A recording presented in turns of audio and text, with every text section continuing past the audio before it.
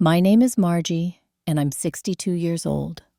Last Christmas changed my life forever, but not in the way you might expect. I had always been the mother who gave everything, especially to my only son, Brandon. I never imagined that one dinner, one cruel sentence would shatter my world. When your child tells you that their greatest gift would be your death, it forces you to make choices you never thought possible. If you're watching this right now, please let me know where you're tuning in from. Hit that like and subscribe button and stay with me to discover how I found the strength to cancel my son's mortgage and start a new life in Paris. I was always proud of the life I built. After losing my husband Richard to cancer 5 years ago, I poured myself into my career as a financial advisor in my role as a mother and grandmother. Richard and I had worked hard, saved wisely, and built a comfortable nest egg that allowed me to enjoy my retirement years and help our son Brandon financially. Brandon was our only child, born when I was 23. From the moment he entered our lives, he became our world. I still remember his first steps across our small living room floor, his first words, and the proud smile on his face when he graduated kindergarten. Those memories are etched into my heart. I had always been a dedicated mother. When Brandon was young, I worked part-time so I could be home when he returned from school. I never missed a soccer game or a school play. I helped with homework, nursed him through illnesses, and stayed up late making costumes for school events. Richard and I made sure Brandon had everything he needed and most of what he wanted. When Brandon was accepted to his dream college, Richard and I didn't hesitate. We paid his tuition in full, bought him a reliable car, and set him up in a comfortable apartment near campus. We wanted him to focus on his studies without the burden of student loans or part-time jobs. I remember the day we dropped him off at college, my heart bursting with pride and my eyes filled with tears. After college, Brandon met Stephanie at a friend's wedding. She was beautiful, ambitious, and seemed to make Brandon happy. They dated for 2 years before getting engaged, and Richard and I welcomed her into our family with open arms. We paid for most of their wedding expenses, including Stephanie's dream honeymoon to Hawaii. When they announced they were expecting their first child, Richard and I were overjoyed. Tyler was born a perfect, healthy baby boy, followed 2 years later by Emma. Being a grandmother filled my heart in ways I hadn't expected. I spent as much time as possible with my grandchildren babysitting whenever Brandon and Stephanie needed a night out, buying special gifts and creating traditions I hoped they would remember forever. When Brandon and Stephanie found their dream home, Richard suggested we help with the down payment. It was more house than they could comfortably afford at that point in their careers, but we wanted them to have a beautiful place to raise our grandchildren. After Richard passed away, I decided to take over their mortgage payments entirely.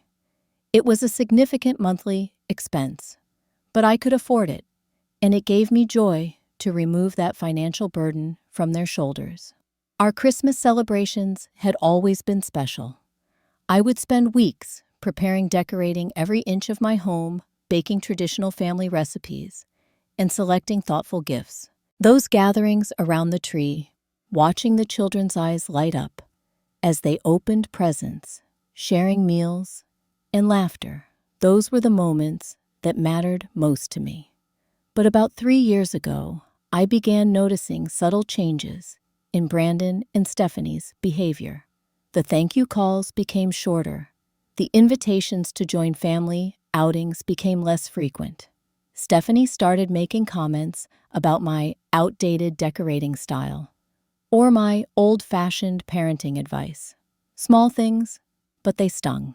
Last Christmas, I noticed Brandon checking his watch repeatedly during our celebration.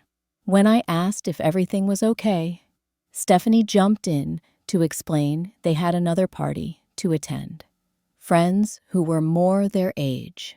They left early, taking half the presents I'd bought for the children, with promises to open them later. I never heard if the children liked their gifts. I brushed it off, telling myself they were busy building their own lives. But that was just the beginning of what would become the most painful year of my life. As months passed, the distance between us grew wider. Brandon would call only when they needed something babysitting on short notice, money for unexpected expenses, advice on financial matters. Our weekly Sunday dinners became monthly, then sporadic. Each time they did visit, I noticed new designer clothes, talked about expensive restaurants, or heard plans for another vacation. One afternoon, I drove past their house unexpectedly and saw a brand new luxury SUV in the driveway. When I mentioned it during our next phone call, Brandon casually mentioned that Stephanie needed an upgrade from her 3-year-old vehicle. This was less than 2 weeks after he had called, asking if I could help cover Emma's preschool tuition, because they were tight on funds. I started feeling uneasy about these contradictions, but dismissed my concerns. I told myself that perhaps I didn't understand the pressures young families face today. Maybe they were managing their finances differently than my generation. Still, something felt wrong. Stephanie's behavior toward me became increasingly cold. At Tyler's birthday party, I overheard her telling another mother that she found it exhausting dealing with Brandon's mother's constant opinions. I hadn't offered any opinions that day. I had barely spoken to her. When I brought small gifts for the children, Stephanie would comment, "More stuff. Their rooms are already overflowing." Yet, I noticed she never declined expensive items from her own parents.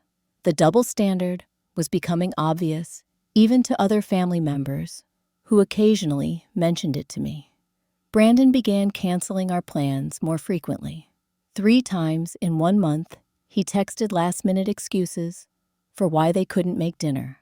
Once I had already prepared all his favorite foods and set the table, when my phone dinged with a message that they couldn't make it after all. What hurt most was seeing my grandchildren become increasingly distant. Tyler, who used to run into my arms shouting, "Grandma," began offering stiff, formal hugs. Emma stopped asking me to read her stories. When I tried to engage them, they would look to their mother first, as if seeking permission to show me affection. One Saturday, while babysitting, I heard Emma tell Tyler, "Mommy says Grandma is too controlling with her money." My heart sank. They were discussing me this way in front of the children who were benefiting from my financial support. I began to wonder if I had made a mistake by being so generous. Had my financial help somehow created resentment instead of gratitude? Was I being used rather than loved? The thought kept me awake at night. The final sign came when I received Brandon's response to my invitation for our pre-Christmas dinner. His text read simply, "We'll be there, but don't go overboard like last year. The kids don't need more stuff they'll never use. No thank you for the invitation. No acknowledgement of the effort. Just a criticism wrapped in an acceptance." I read the message several times, tears welling in my eyes. This was my son, the little boy I had poured my heart and soul into raising. How had we reached this point? I decided that night that I would make this Christmas dinner perfect. Maybe with enough love and effort, I could bridge whatever gap had grown between us. I spent an entire week preparing for that pre-Christmas dinner. I decorated every inch of my home with twinkling lights, fragrant garlands, and ornaments collected over decades.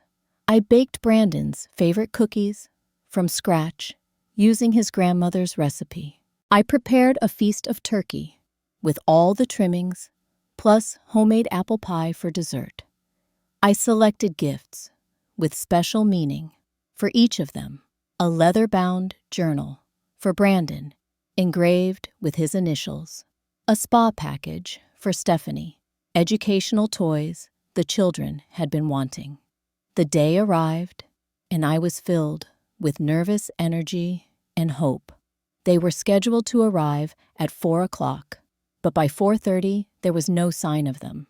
I called Brandon, who answered with background noise, suggesting they were in the car. "We're running late," he said tersely. "Traffic." They finally arrived at 5. The food I had timed precisely, now slightly overdone. Tyler and Emma ran to me for quick hugs before Stephanie redirected them to remove their coats. Brandon carried in a small gift bag that he placed carelessly on a side table. Stephanie immediately commented on how over-decorated my house was and asked if I had considered a more modern holiday aesthetic. When I tried to direct the children toward the presents I had wrapped and placed under the tree, Stephanie intervened. "No opening gifts now. We'll take them home. They have too much excitement around presents already." The disappointment on the children's faces mirrored my own. At dinner, conversation was strained. I asked about their work, the children's school, their plans for the holidays. Each question received minimal responses. Brandon checked his phone repeatedly. Stephanie made several remarks about the richness of the food and how they were trying to eat clean these days. Finally, I gathered my courage and asked, "I was wondering about your plans for Christmas Day. I thought maybe I could come over in the morning to watch the children open their gifts." The question hung in the air. Brandon and Stephanie exchanged looks. "Mom, we've been meaning to talk to you about that," Brandon said, setting down his fork. "We're thinking of having a quiet Christmas this year, just the 4 of us." "Oh," I said, trying to hide my hurt. "I understand. Family time is important. It's not just that," Brandon continued, his tone hardening. "We need some space. You're always around, always offering to help, always giving things." I was confused. I thought my help was welcome. "That's the problem, isn't it?" Brandon's voice rose. "Your help comes with strings attached. You pay our mortgage, so you think you have a say in everything we do." "Brandon," I gasped. "That's not true. I help because I love you." "Do you? Or do you just want to control us?" His face had turned red. "Do you know how it feels to have your mother paying your bills at nearly 40? How emasculating that is. I never meant to. You never meant to make me feel like a child. You never meant to make Stephanie feel like her decorating choices or parenting decisions are being judged. You never meant to create this situation where we feel obligated to include you in everything." Stephanie joined in, her voice cold. "You don't respect our boundaries, Margie. You buy things for the house and children without asking. You show up unannounced. You offer unsolicited advice. And you hold your financial support over our heads." "I have never—" "You don't have to say it explicitly," Brandon interrupted. "It's implied. Because you pay the mortgage, because you help with expenses, we're supposed to be eternally grateful and accommodate your every wish." I felt tears forming. "I only wanted to help, to make your lives easier." "Well, you haven't," Brandon said, pushing away from the table. "You've made it complicated and uncomfortable. Sometimes I think—" He stopped himself. "Sometimes you think what—" I asked, my voice barely a whisper. Brandon looked me directly in the eyes, his expression hard, in a way I'd never seen before. "Sometimes I think the greatest gift for Christmas would be if you just died, so we could get our inheritance and not have to deal with you anymore." The room fell silent. Even Stephanie looked shocked at the brutality of his words. The children stared wide-eyed. "Brandon," Stephanie finally said, though I noticed she didn't contradict him. I couldn't speak. I couldn't breathe. My own son had just told me he wished I was dead. For money. The pain was physical, like someone had thrust a knife into my chest. Brandon didn't apologize. Instead, he stood up. "We should go. This was a mistake." "Brandon, please," I managed to say through my tears. "Let's talk about this." "There's nothing to talk about," he said, already gathering their coats. "You either accept that we need space from you and your controlling behavior, or you don't. But we're done with this conversation." They left without another word, taking the unopened presents with them. The sound of the front door closing echoed through my empty house. I sat alone at my beautifully set table, surrounded by twinkling lights and holiday decorations that now seemed to mock my pain. I cried until midnight, unable to process how the son I had given everything could harbor such cruel thoughts, let alone speak them aloud. As the clock struck 12, marking the beginning of a new day, something inside me shifted. The tears stopped. A strange calm came over me, and I began to think about what I would do next. I didn't sleep that night. How could I? My son's words kept replaying in my mind like a cruel soundtrack. The greatest gift for Christmas would be if you just died. The son I had carried in my body for 9 months, nursed through fevers, taught to ride a bike, helped through college, that son wished me dead for financial gain. As I watched the sunrise from my living room window, exhausted but strangely clear-headed, I realized something important. I had enabled this. My generosity, intended as love, had fostered entitlement. My financial support had created dependency without gratitude. My desire to make Brandon's life easier had somehow warped into an expectation that I should disappear except for my checkbook. Richard would have been heartbroken to see what our son had become. My late husband had always emphasized teaching Brandon the value of hard work and appreciation. Somewhere along the way, after Richard's death, I had abandoned those principles in my loneliness and desire to stay connected to my only child. That morning, I called my closest friend Janet, who had been my colleague in financial advising before we both retired. "Can you meet me for breakfast?" I asked. "Something happened, and I need your perspective." Over coffee at our favorite diner, I recounted the previous night's events, my voice breaking at times, but my resolve strengthening. Janet listened without interruption, her expression shifting from shock to anger to determination. "Margie," she said, when I finished, "you know what you need to do. You're a financial advisor. If a client came to you with this situation, what would you tell them?" She was right. Professionally, I would have immediately advised establishing boundaries and consequences. Why was I hesitating to apply those principles to my own life? That afternoon, Janet accompanied me to meet with my own financial advisor and then my attorney. We spent hours reviewing my finances, which were considerable. Richard and I had invested wisely, and my own career had been successful. Between my retirement accounts, investments, insurance, payouts from Richard's policy, and our paid-off home, I was quite wealthy.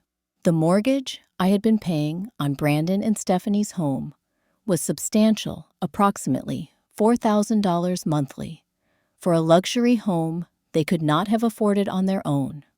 My advisor showed me documents indicating that Brandon and Stephanie had taken out a home equity line of credit against the house, despite not making the payments themselves. They had also accumulated nearly $70,000 in credit card debt. "They're spending as if they already have your money," my advisor said bluntly. My attorney confirmed what I suspected, since the mortgage was in my name as the payer. Though the house title was in Brandon's name, I could legally stop payments at any time. The The consequences would fall on Brandon as the property owner. A plan began forming in my mind. Not a plan for revenge. I still loved my son, despite his cruelty, but a plan for correction and self-preservation. I would no longer enable behavior that was destructive to both of us, and I would reclaim my own life in the process. I want to disappear for a while, I told Janet later that day. Not forever, but long enough for some important lessons to be learned. That evening, I called my old friend, Catherine, in Paris. We had studied abroad together in our college years and had remained in contact, though we hadn't seen each other in person since Richard's funeral. "Catherine," I said, "this is going to sound crazy, but is your offer still open?" Years ago, she had mentioned that her apartment in Paris had a separate guest unit that was always available to me. "For you always," she replied without hesitation. "But why now, after all this time?" I explained briefly what had happened, and Catherine's indignation on my behalf was immediate and fierce. "Come to Paris," she insisted. "Stay as long as you need. 3 months, 6 months, a year, the apartment is yours." That night, I booked a one-way ticket to Paris for December 23rd, just 5 days away. I would be spending Christmas in France, thousands of miles from the son who wished me dead. The next morning, I met with my attorney again to update my will. I didn't disinherit Brandon completely. I couldn't bring myself to go that far, but I restructured my estate significantly. Half would go into trusts for Tyler and Emma, accessible only for education, and at age 30. A quarter would go to various charities Richard and I had supported. The remaining quarter would go to Brandon, but only if he completed financial counseling. As I signed the documents, I felt a weight lifting. For the first time since Richard died, I was making decisions based solely on what was right for me. It was terrifying and exhilarating. With my plans in place, I moved methodically through my to-do list. First, I contacted the mortgage company to stop the automatic payments from my account. The representative informed me that without my payments, the mortgage would be in default after 60 days of non-payment. "I understand," I said calmly. Next, I visited my bank to redirect all auto-pay accounts and establish new online banking credentials that only I would know. I withdrew a significant amount in cash for my immediate needs and transferred a large sum to a new account, unconnected to any accounts Brandon might know about. I purchased a new phone with a new number, set up a new email address, and began the process of quietly disconnecting from the digital footprints that would make me easy to find. While I was in the midst of these preparations, Brandon called. The mortgage company had already contacted him about the stopped payment. I let it go to voicemail. His message was angry and confused. "Mom, there's some mistake with the mortgage payment. Call me back immediately." I didn't call back.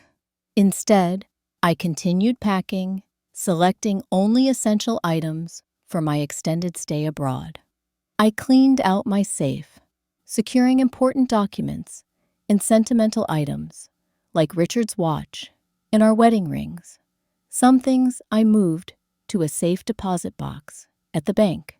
Others I packed carefully in my luggage. The hardest task was writing the letter I would leave for Brandon. I sat at my desk for hours, drafting and redrafting, tears occasionally blurring my vision. I needed to be clear without being cruel, firm without being vengeful. Finally, I had a version that expressed my feelings honestly. "Brandon, by the time you read this, I will be gone. Not dead, as you might have wished, but gone from your life, as you requested, through your words and actions. I have stopped paying your mortgage. The payments were always gifts, not obligations, though you seem to have forgotten that distinction.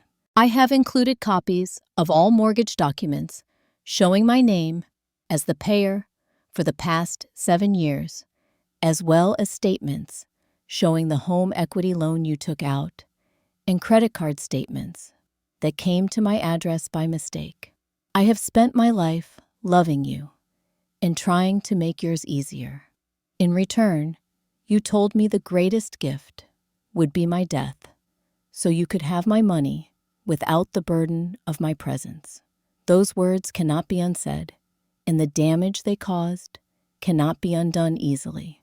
I am taking time away to rebuild my life without the weight of unappreciated sacrifice. I am not telling you where I'm going or when, if I'll return. This is not to punish you, but to heal myself and to give you the opportunity to stand on your own feet financially and morally. The inheritance you seem to be counting on has been restructured. The majority will go to your children's education and to charity. What remains for you will require evidence of financial counseling and personal growth. I hope someday you'll understand that this letter is written with love. Love for the boy you were, love for the man I hope you'll become, and finally, love for myself, Mom.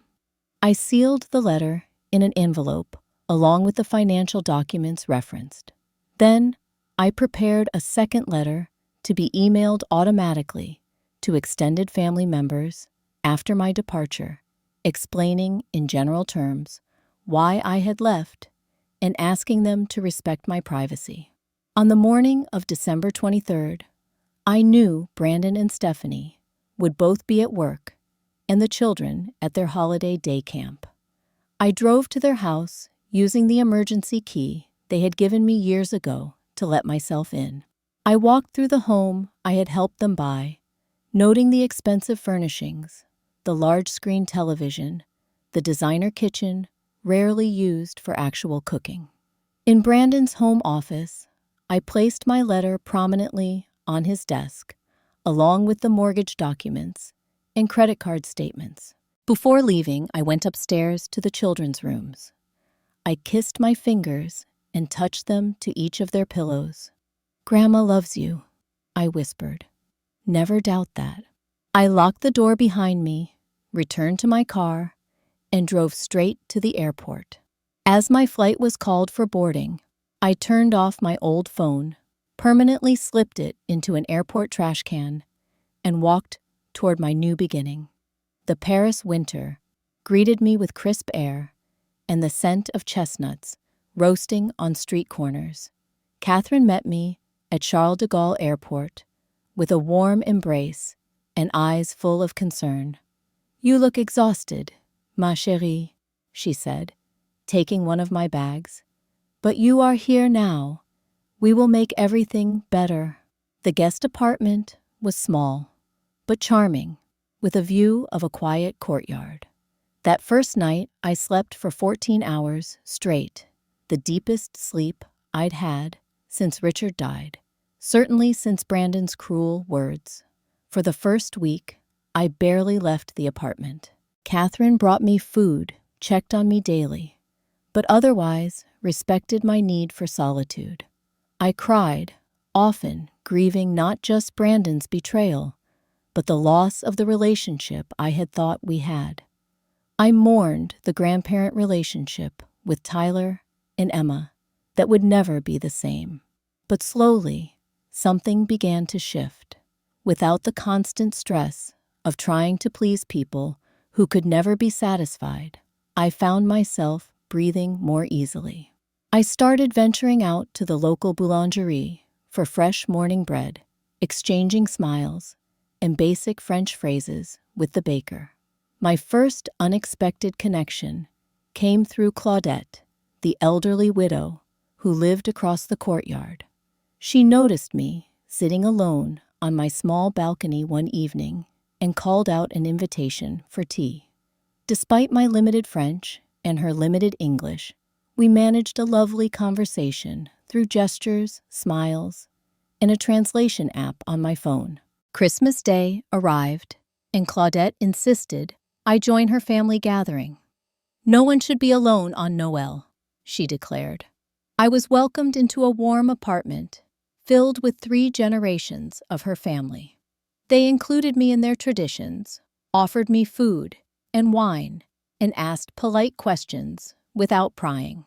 When her grandson played the piano and the family sang French carols, I felt the first stirrings of joy since that fateful dinner with Brandon. Back in my apartment that night, I opened the email account I had set up specifically for family members who might need to reach me. As expected, there were several messages from extended family who had received my automated email explaining my departure. My sister-in-law wrote, "I always thought Brandon was taking advantage of you. Take all the time you need. Your location is safe with me." My cousin wrote, "Richard would be proud of you for standing up for yourself. Call if you need anything." Even my brother, usually distant, sent a message. "About time you stopped being an ATM. Enjoy Paris." Janet had also written, with updates Brandon had been calling everyone frantically trying to locate me. He had visited my house repeatedly, eventually, calling the police to report me missing. When they discovered I had left the country voluntarily, his focus shifted to the financial crisis he now faced. "He's furious about the mortgage," Janet wrote. He and Stephanie had no idea how much it actually was, apparently. "They're scrambling to make the January payment. He asked me if I knew about your plans, accused me of helping you abandon him." I told him that perhaps this was a good opportunity to reflect on why his mother felt the need to disappear from his life. Reading these messages brought pain, but also validation. I wasn't crazy or overreacting. Others had seen what was happening, even when I was too close to recognize it. As January turned to February, I established a simple but fulfilling routine. Mornings began with coffee and pastry at the local cafe where the staff now greeted me by name. 3 times weekly, I attended French language classes at a school for expatriates. I volunteered at an English language bookstore, shelving books, and occasionally helping with children's reading hour.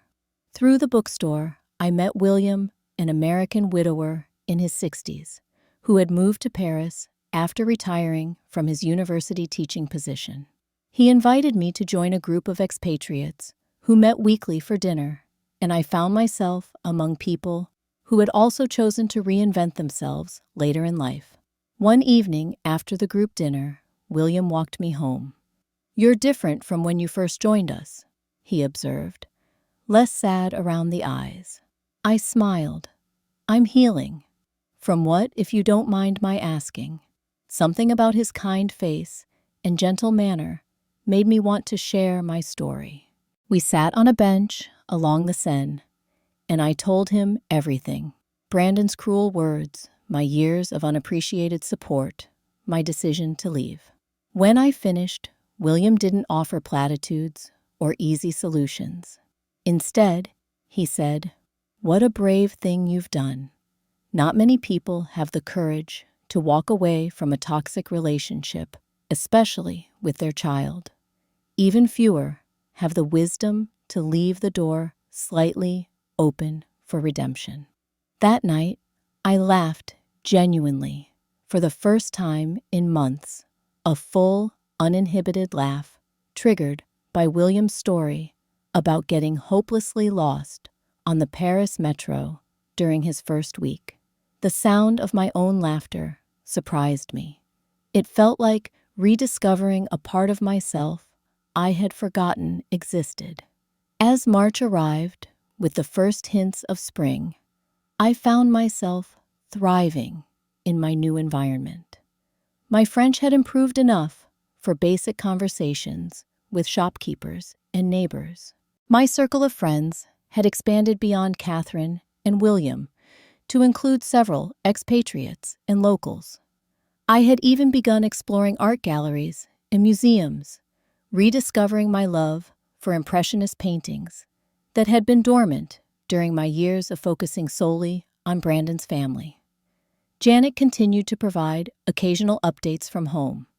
Brandon had managed to make the mortgage payment for January and February, but was clearly struggling. He had sold one of their cars, and Stephanie had taken a second job. They had listed the house for sale, but in the current market were unlikely to get enough to cover what they owed.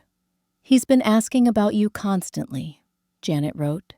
"His tone has shifted from anger to concern. He seems genuinely worried about your well-being." I also received messages from other family members who had been in contact with Brandon. My niece reported that he had admitted to her that he had said terrible things to me. My cousin mentioned that Brandon had asked him for a loan to help with the mortgage and seemed shocked when he was refused. These reports stirred complicated feelings. Part of me was satisfied that Brandon was finally facing the consequences of his actions and entitlement. Another part, the mother in me, ached, knowing he was struggling. Yet, I remained firm in my resolve. This painful lesson was necessary for both of us.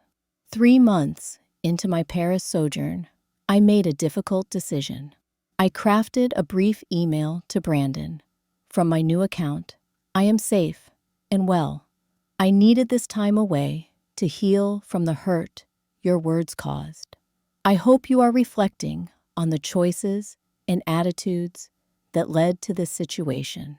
I still love you, but I will no longer enable behavior that is destructive to both of us. When you are ready to have a relationship based on mutual respect rather than financial dependence, we can begin a conversation about rebuilding our connection. This will not include financial support. That chapter is closed." His response came within minutes, angry, accusatory, demanding to know where I was and how I could abandon my grandchildren. I did not reply. He wasn't ready yet. 2 weeks later, another email arrived. The tone was markedly different. "Mom, I've been doing a lot of thinking. What I said to you was unforgivable. There's no excuse. I was frustrated and entitled and took you completely for granted.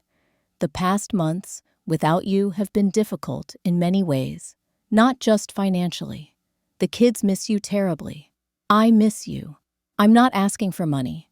I'm asking for a chance to apologize properly and begin to make amends. Please." This time, I responded with a suggestion for a video call the following Sunday. When his face appeared on my screen, I was shocked by his appearance. He looked tired, thinner, his eyes lacking the entitled confidence I had grown accustomed to seeing.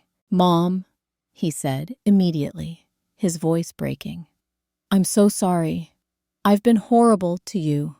"Yes," I agreed quietly. "You have. I don't expect you to forgive me right away.